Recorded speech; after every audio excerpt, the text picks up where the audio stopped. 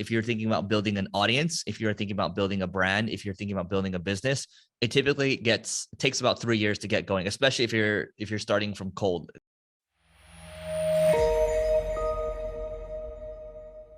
Today, we are going to talk about 7 timeless marketing principles that are still relevant in 2022. So this year, as of this recording, we are recording in Q2 of 2022. Very turbulent market right now, but we want to talk about a couple principles that are still going to be here, whether it's a down market or an up market. So the first one is the David Ogilvy quote around, once your headline has been written, 80 cents has already been spent on the dollar. So going back to thinking about hooks, thinking about how you can get attention, marketing is about bringing people to the point of sale. And what do you have to do first? Especially if you are reaching out to people cold, you have to think about how you can get their attention, right? So attention, interest, decision, action, AIDA. There are a handful of other frameworks to use there, but that's one of the first ones that are still always going to be relevant. Principle number 2, the rule of 7. When someone sees or interacts with your brand 7 times, they're much more likely to remember it, evangelize it. Your brand's more likely to build. Word of mouth is going to kick in. So make sure that you use omni-channel marketing. So don't just focus on 1 or 2 channels.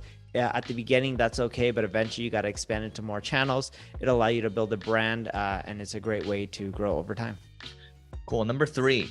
This also applies to business as well. If you're thinking about building an audience, if you're thinking about building a brand, if you're thinking about building a business, it typically takes about 3 years to get going, especially if you're starting from cold. Like we talk about the cold start problem, right? If you're starting cold, then just understand 3 years to get something going, probably 5 years to start to see something really amazing start to compound. And that's just what happens. So just understand, if you're not buying any asset, if you're starting from nothing, it's going to take some time. Number, what are we on, 4? Yep. Number 4, content is king. It used to be where everyone focused on text-based content. The thing that's changed though is content is still king, but it's not always text-based content that's king. Think about audio, think about video. If you look at most of the social platforms out there, people love the video, whether they're reels or shorts or just long form video or short form video. Make sure you create amazing content. It always builds goodwill, helps get your brand out there, helps build trust, helps people build that emotional connection with you or your company, and that drives revenue in the long run. This is number 5. So number 5, typically when you're using any of these new platforms or any platforms in general, think about Snap, think about YouTube, these platforms are always releasing new ad formats. And we're going to talk about that in a little bit, but also I'm just going to keep it simple here. New ad formats typically will be low cost, and sometimes you get to arbitrage that and you can really perform really well. So Morning Brew would be a good example of this. When Snap came out with stories, or IG came out with stories, they were running a ton of stories ads, and they were collecting emails for around $1 or maybe sub $1. But that party's not always going to last forever, so that's why new ad formats are interesting.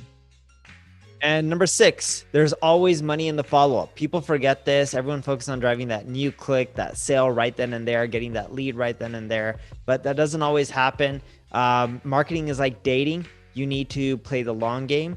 Whether it's email is not dead. I think Intuit bought MailChimp for 11 or 12 billion or something like that. That was a lot of money.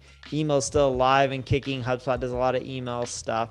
Text messaging works really well. Chatbots, there's tools like ManyChat, Mobile Monkey. They all can end up helping. But don't forget to follow up. There's a lot of money in the follow-up, and that's what people forget to do.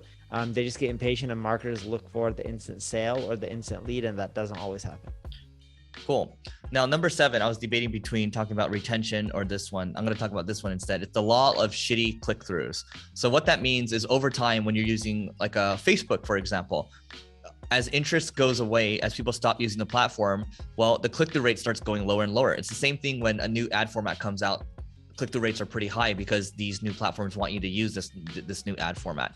Now, understanding over time that a lot of these social platforms, they're just going to fade, and when they fade, it becomes more expensive. You are not going to get the same performance anymore, and you are eventually going to migrate off of that platform, right? So we're seeing TikTok perform really well right now. Instagram's still performing.